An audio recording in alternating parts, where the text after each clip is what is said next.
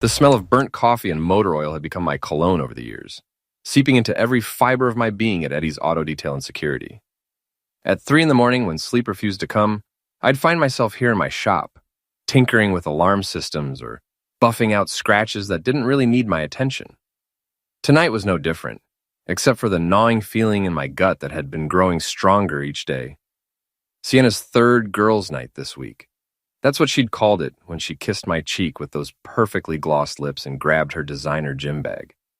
The same bag that now sat on my workbench, forgotten in her rush to meet whoever was more important than her husband of 8 years. "Eddie, you still here?" Ray's gravelly voice cut through my brooding. My mechanic and closest friend pushed through the shop's back door, wiping grease from his hands. "Man, you're gonna wear a hole in that floor with all your pacing." "Can't sleep," I muttered, not looking up from the carburetor I'd been mindlessly cleaning for the past hour. "Sienna's out again," Ray snorted. "That woman's got more social events than a politician during election season.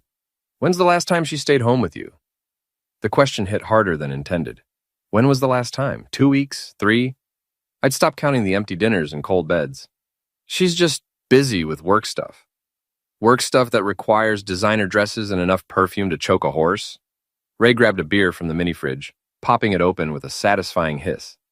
"Eddie, I've known you since we were both dodging bullets in the Middle East. You're many things, but stupid ain't one of them." Before I could respond, my phone buzzed. A text from Sienna. "Running late tonight, don't wait up. Love you." The same message, word for word, that I'd received the past 3 nights. "You know what's funny?" I said, finally meeting Ray's concerned gaze, and I installed GPS tracking in her car last month. "For security," I told her, "in case it got stolen." Ray's eyebrows shot up. "And?" "Her car's been to places she's never mentioned. The Meridian Apartments downtown 3 times this week. That fancy rooftop bar on 5th Street. The Gold's Gym on the other side of town. Not the one she has a membership at." The words hung in the air like smoke from Ray's cigarette. He'd quit years ago, but stress had a way of bringing back old habits. "Maybe there's an explanation," Ray offered, though his tone suggested he didn't believe it any more than I did. That's when I noticed Sienna's gym bag again. She'd been so flustered leaving tonight, muttering about being late to meet Mel and the girls. In 8 years of marriage, Sienna had never forgotten anything. The woman had a memory like a steel trap and organizational skills that put military logistics to shame. "She left her bag," I said, more to myself than to Ray. "So, Sienna never forgets anything, ever." My hands moved without conscious thought, unzipping the leather bag. Inside, the usual suspects: designer water bottle, protein powder, yoga mat, wireless earbuds. But tucked into a side pocket, wrapped in a silk scarf, was something that made my blood run cold. A second phone. A cheap burner with a cracked screen protector. Ray whistled low. "Well, that's not ominous at all." The phone was still warm, recently used. With trembling fingers, I powered it on. No lock screen, no security. Either Sienna was getting sloppy, or she never expected anyone to find it. The text messages loaded first. Pages and pages of conversations with someone listed as Z in the contacts. My eyes scanned the recent messages, each one feeling like a punch to the gut. Z, "Can't wait to see you tonight, beautiful. Wear that black dress that drives me crazy." Sienna, "Already wearing it. Eddie's working late again, as usual. Poor guy has no idea." Z, "His loss is my gain. Meet me at the usual spot in 20. Sienna, on my way. God, I feel so alive when I'm with you." The messages went back months. Months of lies, deception, and mockery. But it was the photos and videos that really destroyed me. Intimate moments between my wife and this Z character, taken in locations I recognized from her GPS logs. "Jesus Christ," Ray breathed, reading over my shoulder. "Eddie, I'm so sorry, man." I scrolled further, finding conversations between Sienna and her friend Mel. The same Mel who'd been coming to our house for dinner every Sunday for 3 years, who'd helped me plan Sienna's surprise birthday party, who'd looked me in the eye and called me one of the good ones. "Mel, how long are you going to keep this charade going? The poor guy worships you."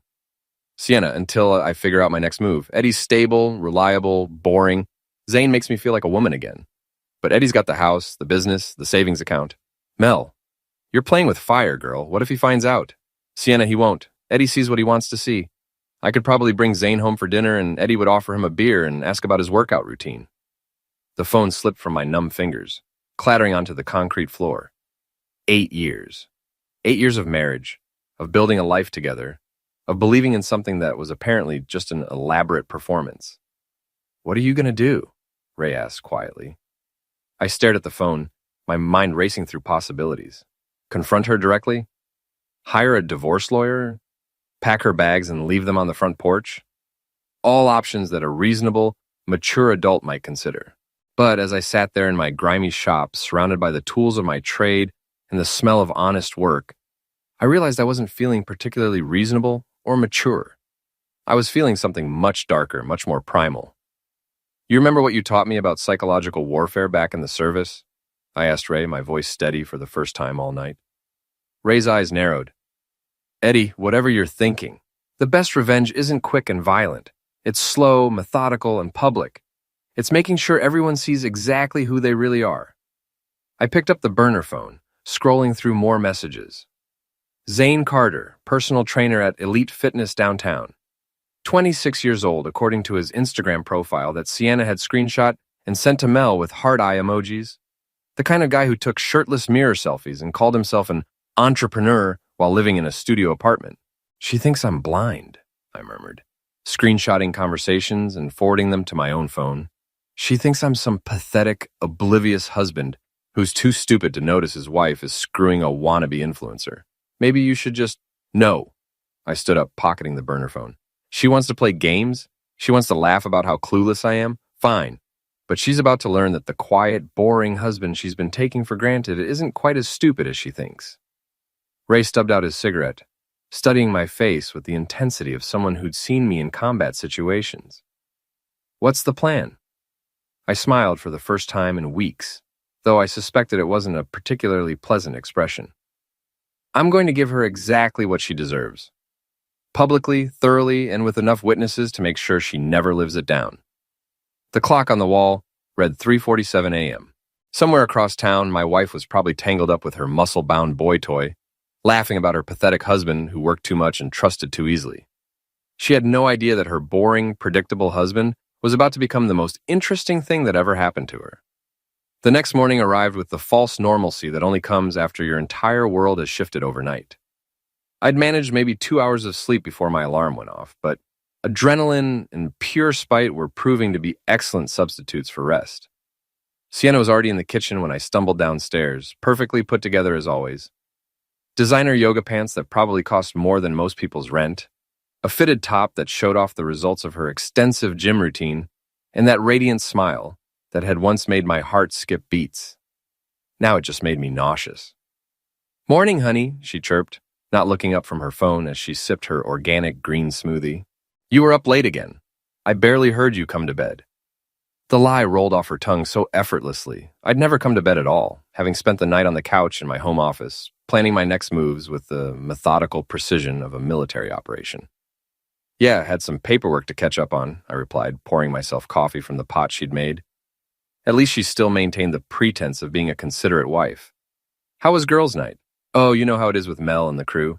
Lots of wine, lots of gossip, lots of complaining about our husbands." She laughed at her own joke, finally glancing up from her phone.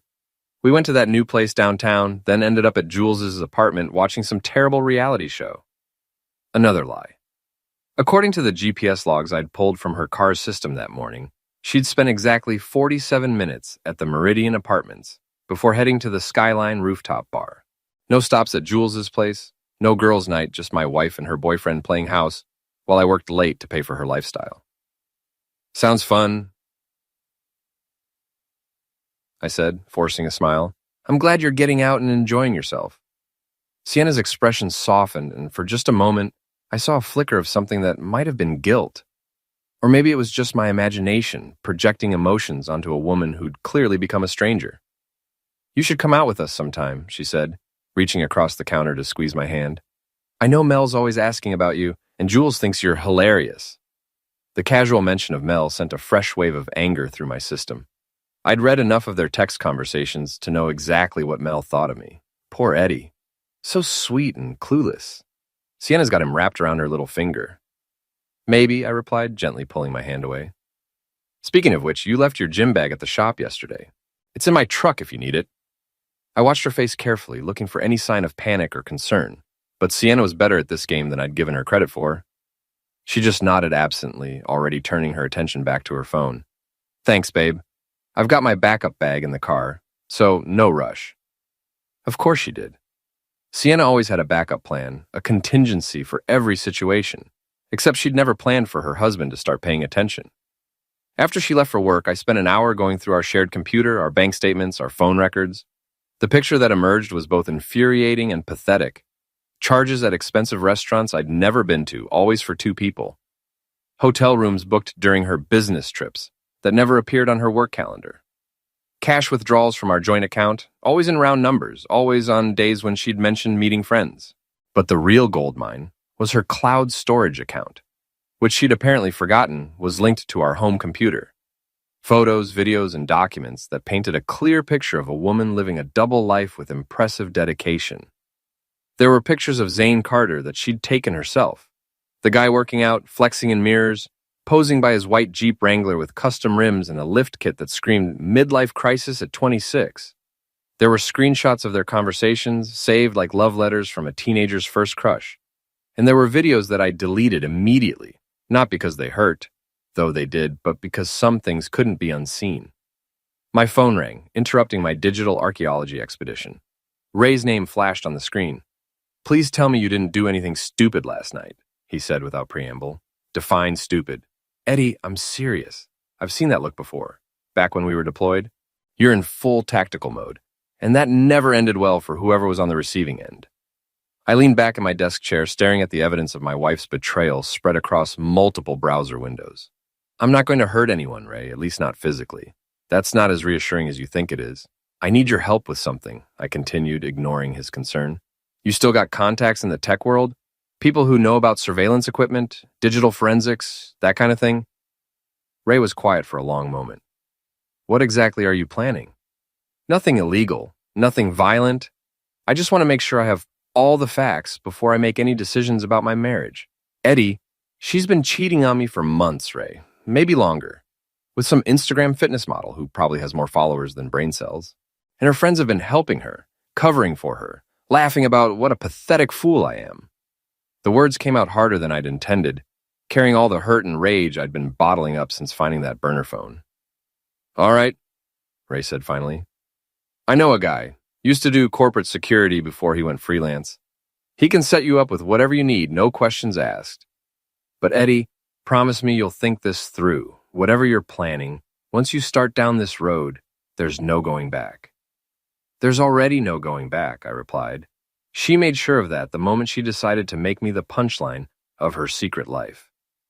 After hanging up, I spent the rest of the morning researching Zane Carter and his world. Social media made it embarrassingly easy to learn everything about someone's life, especially someone as narcissistic as my wife's boyfriend. Elite Fitness downtown, where he worked as a senior personal trainer and lifestyle coach. A studio apartment in the Meridian complex that he shared with two roommates, despite being nearly 30 years old. A side business selling supplements and workout plans to gullible teenagers. And a social media presence that was equal parts inspiring and nauseating, full of motivational quotes overlaid on shirtless photos and videos of him deadlifting while staring intensely into the camera. The guy was a walking cliche, the kind of person who unironically used hashtags like #blessed and #grindneverstops. But what really caught my attention were the comments on his posts, particularly the ones from women.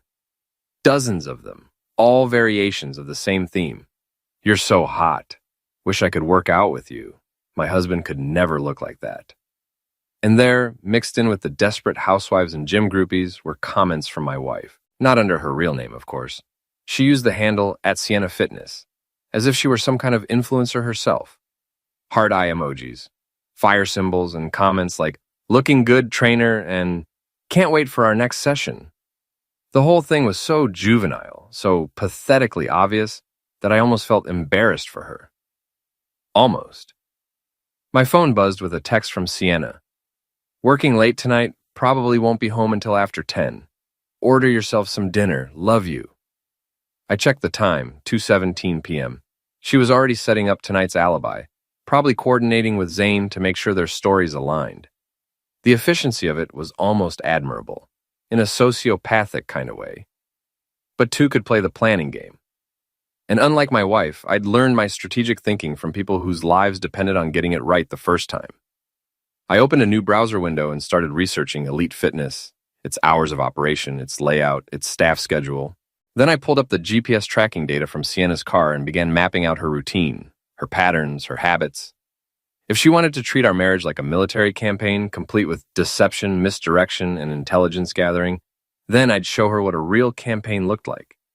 The afternoon flew by as I planned and prepared, making lists and contingencies with the same attention to detail I'd once applied to mission briefings.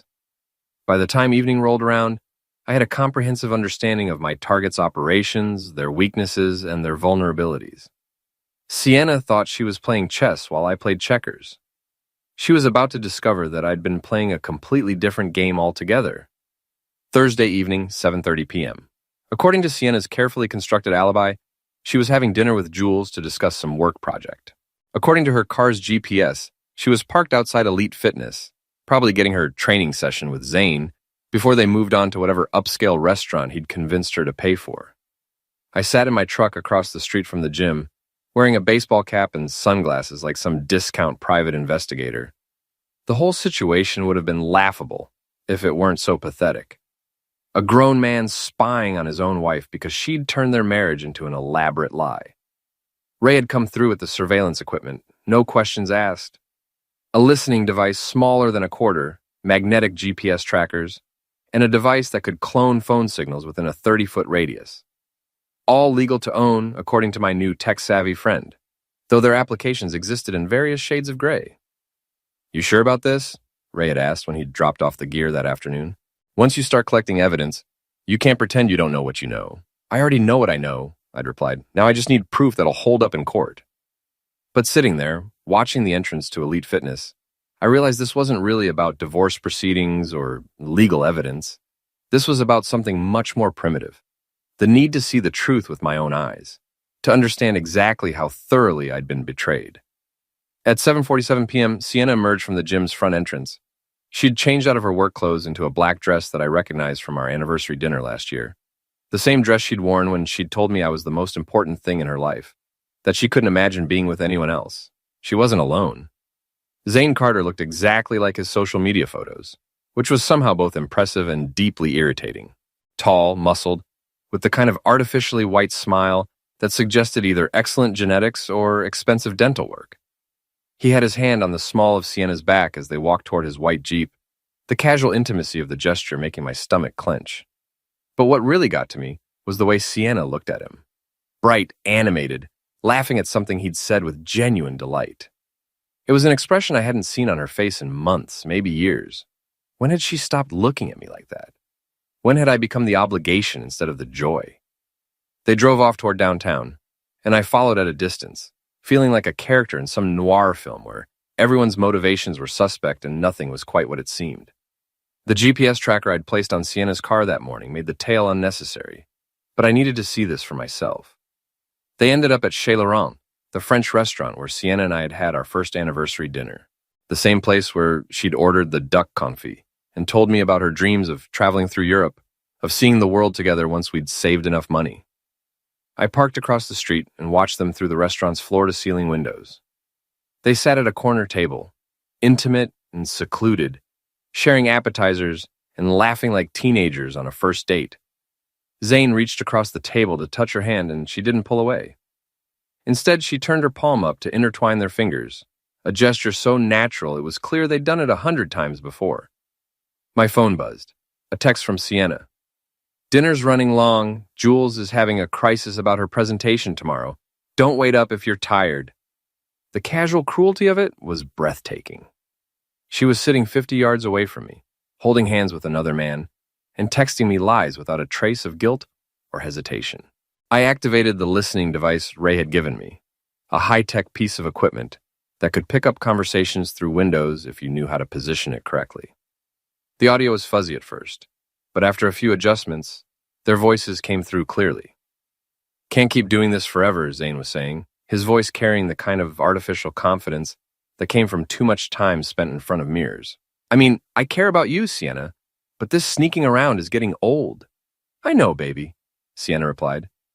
And the pet name hit me like a physical blow. I just need a little more time to figure things out. Eddie's not a bad guy, he's not you. What's that supposed to mean? He's safe, predictable. He comes home every night, pays the bills, never asks for anything more than dinner and the occasional weekend movie. But he doesn't challenge me, you know? He doesn't make me feel alive. Zane leaned back in his chair, and even from across the street, I could see his smug expression. And I do? God, yes. You make me remember who I was before I became someone's wife. When I'm with you, I feel like I'm 25 again, like anything's possible. So leave him. The blunt statement hung in the air between them. Sienna took a long sip of her wine before responding. It's complicated. The house is in both our names, and his business is doing really well. If I just walk away, I'll lose everything I've worked for. So this is about money? It's about security, Sienna corrected. I've spent 8 years building a life with Eddie. I can't just throw that away without a plan. Zane's laugh was bitter. Right, so I'm good enough to screw around with, but not good enough to build a life with. That's not what I meant. No, I get it. I'm the exciting side piece. And he's the stable provider. Very traditional of you. The conversation was deteriorating rapidly, and I found myself oddly invested in their relationship drama. Part of me wanted Zane to walk away, to spare me the continued humiliation of my wife's affair. But a larger part wanted him to push harder, to force Sienna into a corner where she'd have to make a choice. You know what? Zane stood up abruptly, tossing his napkin onto the table. Figure out what you want, Sienna. But I'm not going to keep being your dirty little secret while you play house with your boring husband. He stormed out of the restaurant, leaving Sienna sitting alone at the table with a shocked expression that would have been comical under different circumstances. She sat there for several minutes, apparently processing what had just happened, before pulling out her phone. I watched her type rapidly, probably trying to smooth things over with her boyfriend. Then she called for the check, paid with what I knew was our joint credit card, and walked outside with the determined stride of someone who'd just made an important decision. Instead of going home, she drove to the Meridian Apartments, Zane's building. Apparently, whatever decision she'd made involved not letting their fight end the evening. I followed her into the parking garage, staying far enough back to avoid detection. She parked next to the white Jeep and sat in her car for a few minutes, probably gathering her courage or practicing her apology.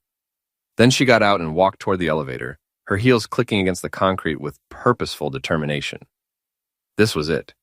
The moment where I could either go home and pretend I hadn't seen what I'd seen or commit fully to whatever path I'd started down when I'd found that burner phone. I thought about Ray's warning. Once you start down this road, there's no going back. Then I thought about Sienna's words. Eddie's not a bad guy. He's not you. I got out of my truck and followed my wife into her boyfriend's building. The elevator directory showed Z. Carter in apartment 4B. I took the stairs, partly for stealth and partly because I needed the physical activity to burn off some of the adrenaline coursing through my system. By the time I reached the 4th floor, I could hear voices from the end of the hallway. Sorry, okay? I didn't mean for it to sound like that. Sienna's voice muffled through the apartment door, but clearly audible in the quiet hallway. Then what did you mean? Zane's response was clearer, suggesting he was closer to the door. I meant that I'm trying to figure out how to be with you without destroying my entire life in the process. Maybe your life needs destroying. There was a long pause, then the sound of movement, footsteps, what might have been an embrace. I love you, Sienna said, and the words hit me like a sledgehammer to the chest. I love you, and I want to be with you, but I need time to do this right. How much time? 6 months, maybe less. I'll talk to a lawyer, figure out the financial stuff, and then I'll tell Eddie everything. Another pause, then Zane's voice, softer now. You promise?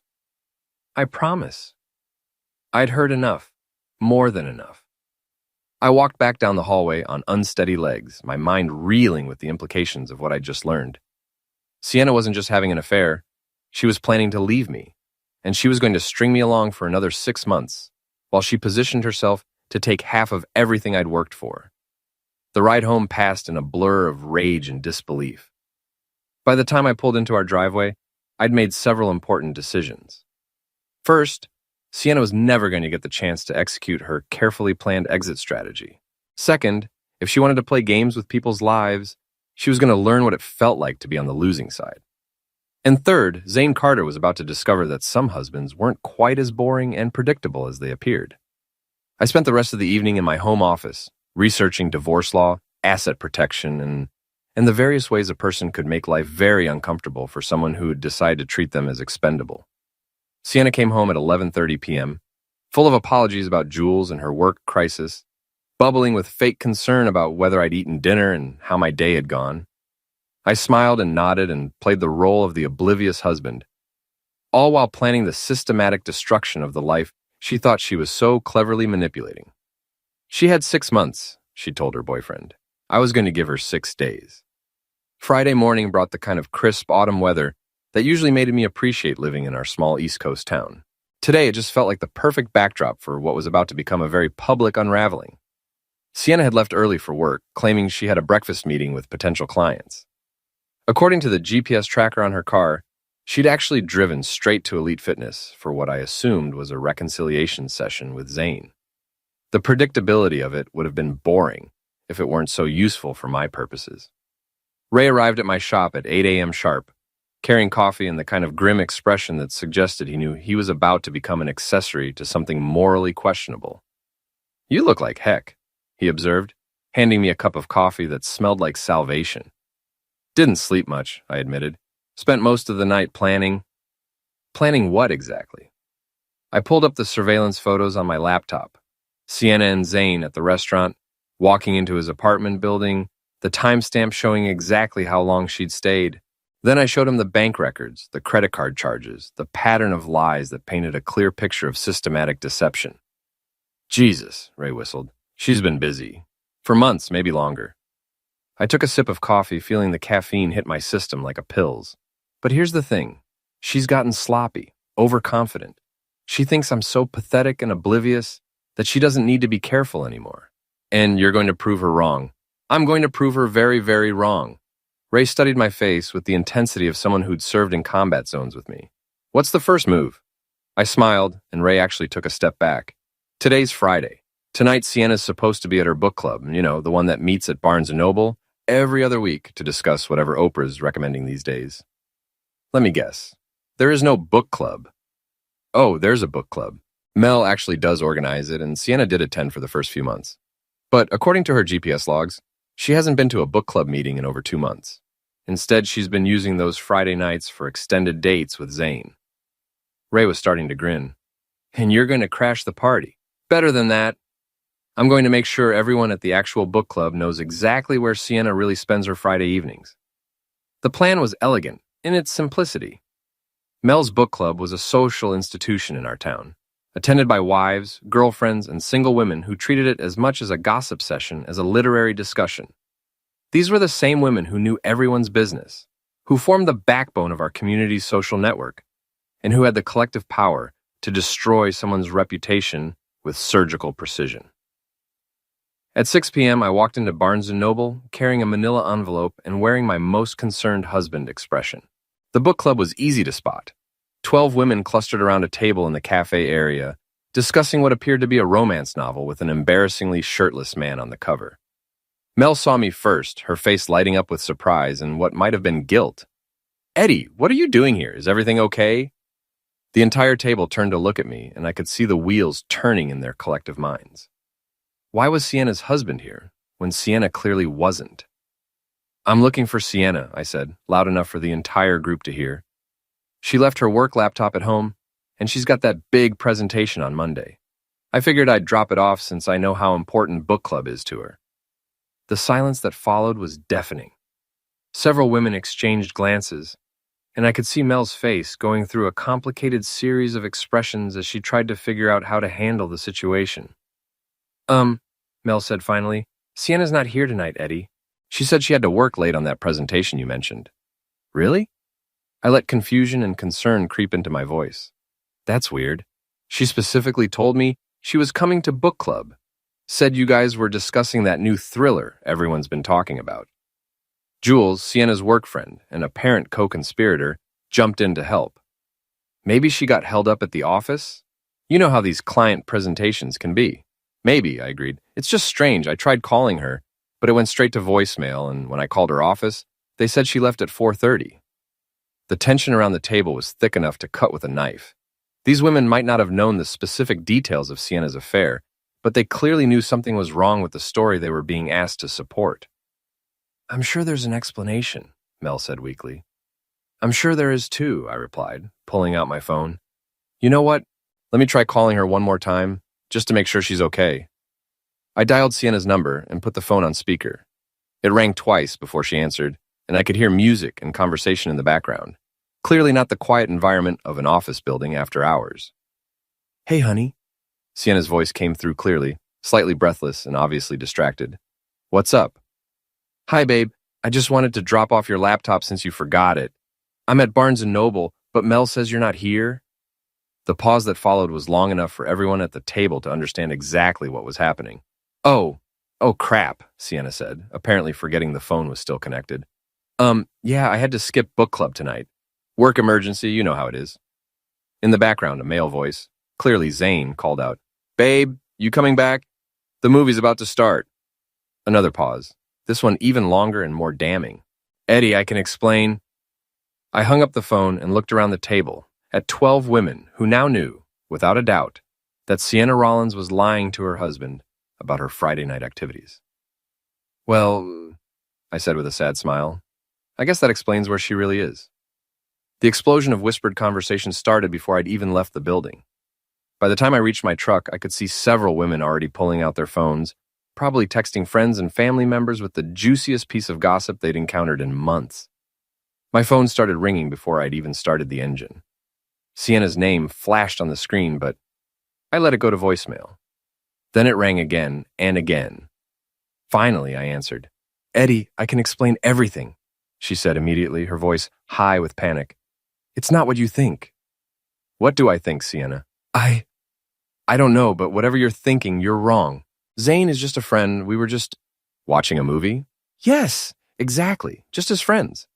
His roommate's girlfriend wanted to double date, but it's not romantic or anything." The lies were getting more elaborate and desperate by the minute. "Okay," I said calmly. "I believe you. You do? Of course, you're my wife. If you say you're just friends with Zane, then you're just friends with Zane." The relief in her voice was palpable. "Oh, thank God. Eddie, I was so worried you'd think something was going on, but I swear on my mother's grave, it's completely innocent. I know, honey. Come home when you're ready. I love you.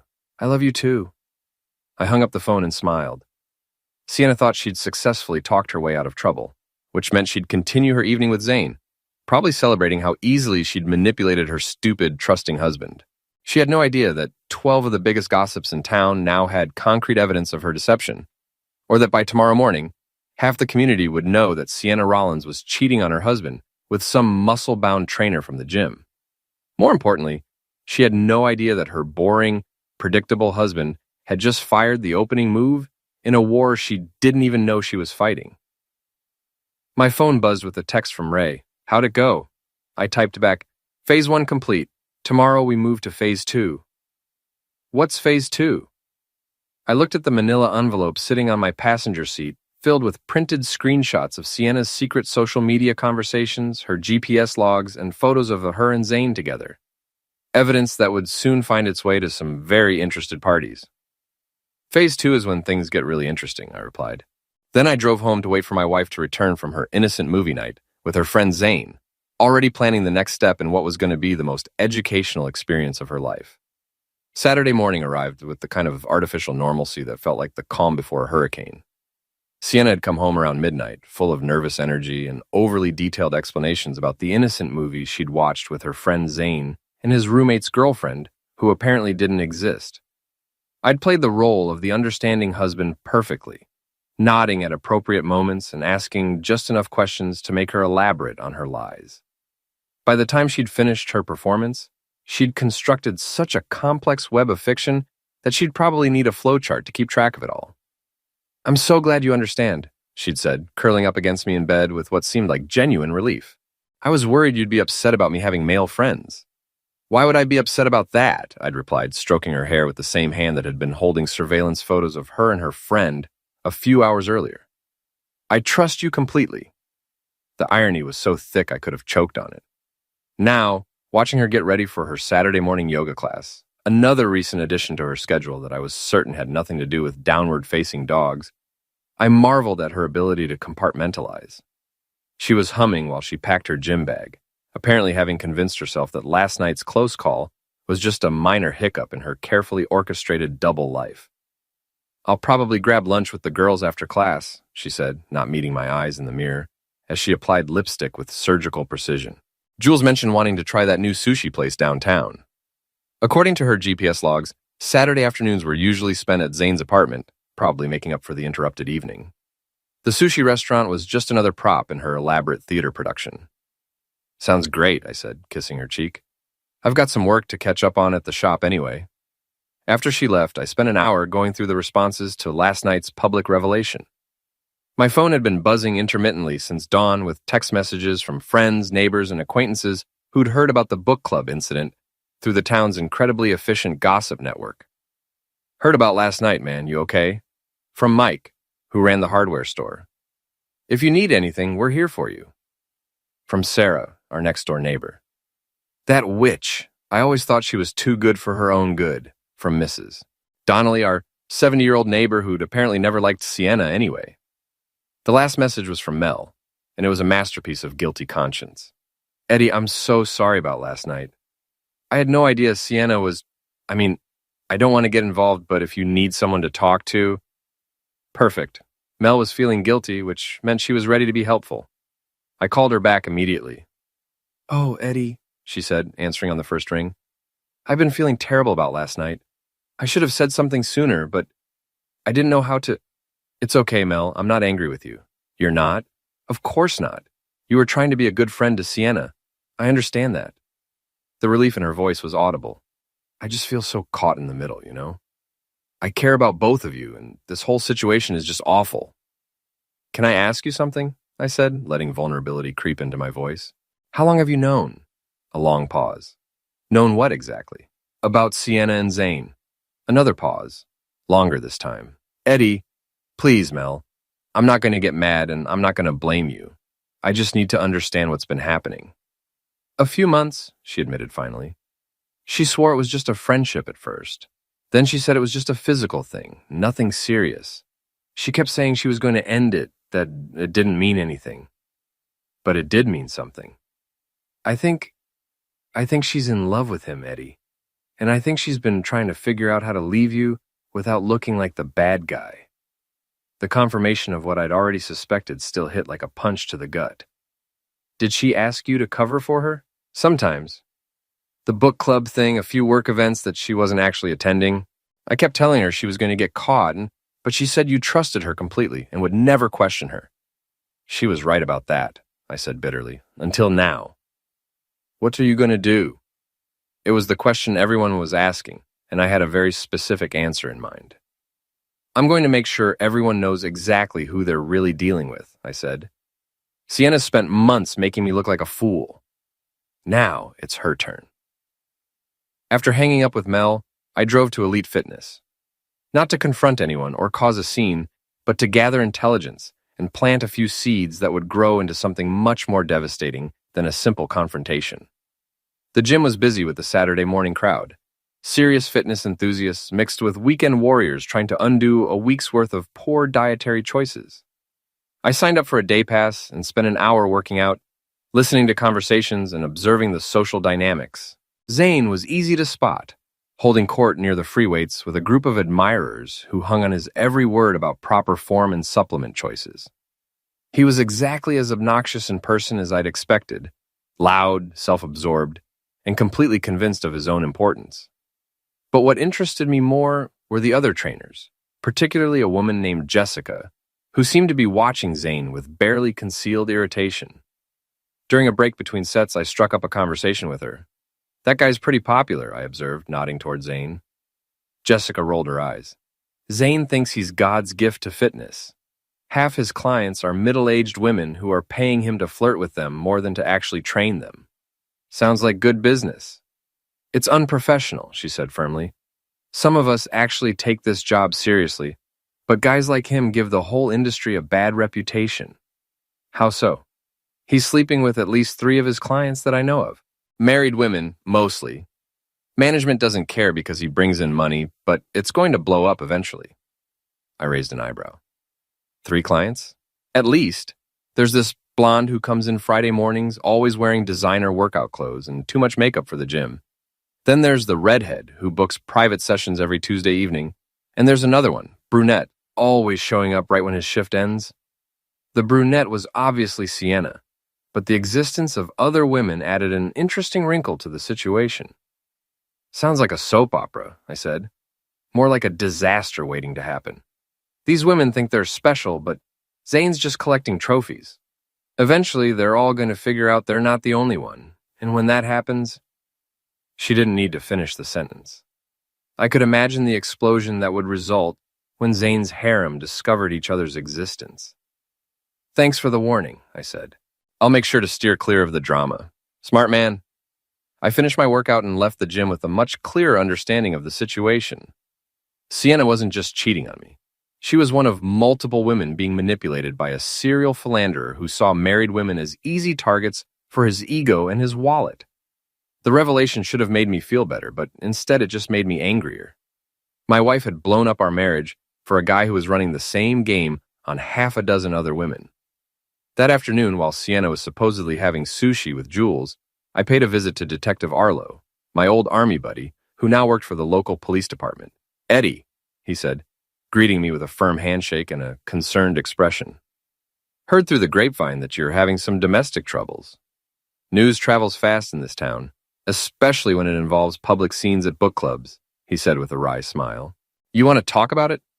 I showed him some of the evidence I'd gathered, the GPS logs, the financial records, the photographic proof of Sienna's affair. Arlo studied everything with the methodical attention of a professional investigator. This is pretty comprehensive, he said finally. You thinking about divorce proceedings? Maybe, but first, I want to make sure I understand the full scope of what I'm dealing with. What do you mean? I told him about my conversation with Jessica, about Zane's apparent pattern of targeting married clients, about the multiple women who thought they were his only extramarital conquest. Arlo's expression darkened. You think your wife's just one of several? I think my wife's been played by a professional, and I think she's too proud to admit it. So what's your plan? I smiled, and Arlo actually leaned back in his chair.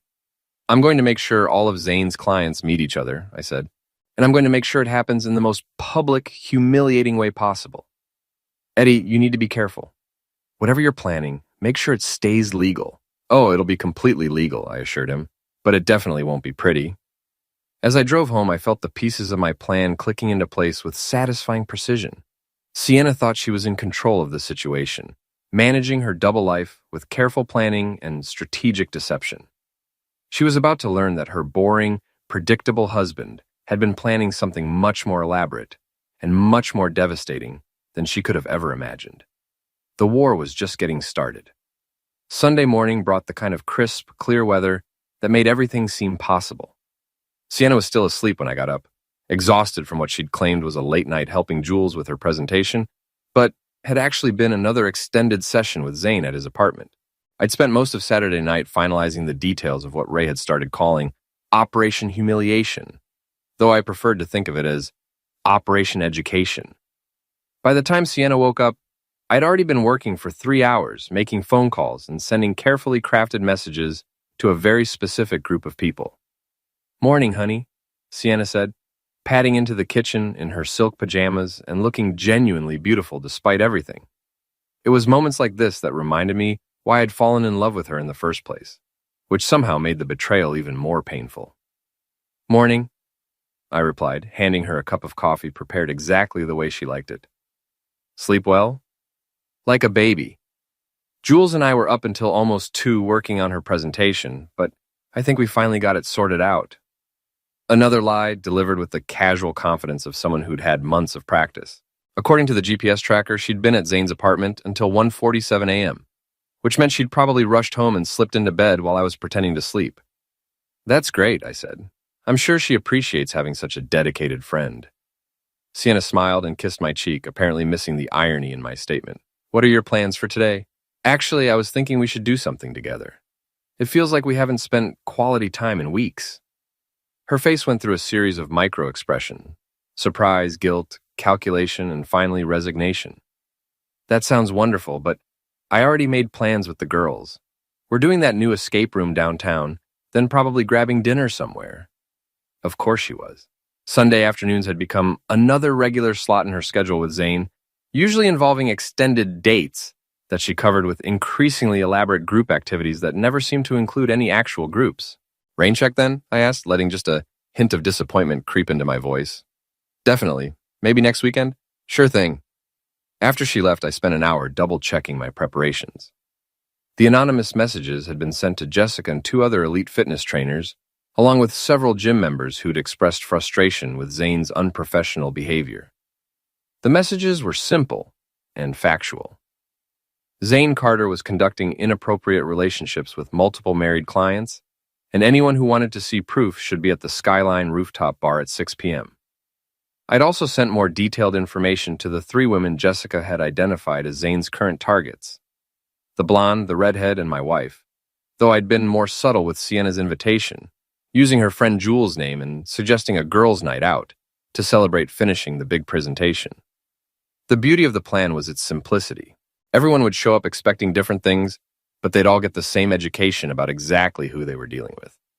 Ray arrived at my shop around noon, carrying lunch and wearing the expression of someone who'd resigned himself to being an accessory to whatever chaos was about to unfold. "You sure about this?" he asked, unpacking sandwiches and chips. "Once you pull this trigger, there's no taking it back." "I'm sure," I replied, though my stomach was churning with nervous energy. Sienna's made her choice. Now she gets to live with the consequences. "And what about you? What happens after tonight?" It was a good question, one I'd been avoiding thinking about too deeply. After tonight, my marriage would be over in all but legal terms. My wife would hate me, half the town would be talking about us, and I'd have to figure out how to rebuild my life from scratch. "I'll deal with that tomorrow," I said. "Tonight is about making sure everyone knows the truth." At 5:30 p.m., I positioned myself across the street from the Skyline rooftop bar with a clear view of the entrance and a high-powered camera with a telephoto lens. Ray was stationed inside the bar, nursing a beer and keeping an eye on the developing situation. The first to arrive was Jessica, the trainer from Elite Fitness, along with two other gym employees I recognized from my reconnaissance visits. They looked curious and slightly suspicious, probably wondering if they were about to witness some kind of professional misconduct hearing. Next came the blonde, a woman in her 40s with the kind of artificially perfect appearance that screamed desperate housewife. She was dressed to end and checking her phone constantly, obviously expecting to meet someone specific. The redhead arrived 10 minutes later, also overdressed and overmade up, scanning the crowd with the predatory intensity of someone who thought she was about to claim her territory. Then came Sienna, looking confused and slightly annoyed as she searched for Jules, who obviously wasn't there and never had been. She was wearing the black dress again, the one that had become her uniform for dates with Zane. And finally, right on schedule, Zane himself strutted through the entrance like he owned the place, wearing a tight shirt that showed off his gym-sculpted physique and an expression of supreme confidence that was about to be thoroughly shattered. My phone buzzed with a text from Ray. "Everyone's here. This is going to be ugly." I watched through the bar's floor-to-ceiling windows as the various parties began to notice each other.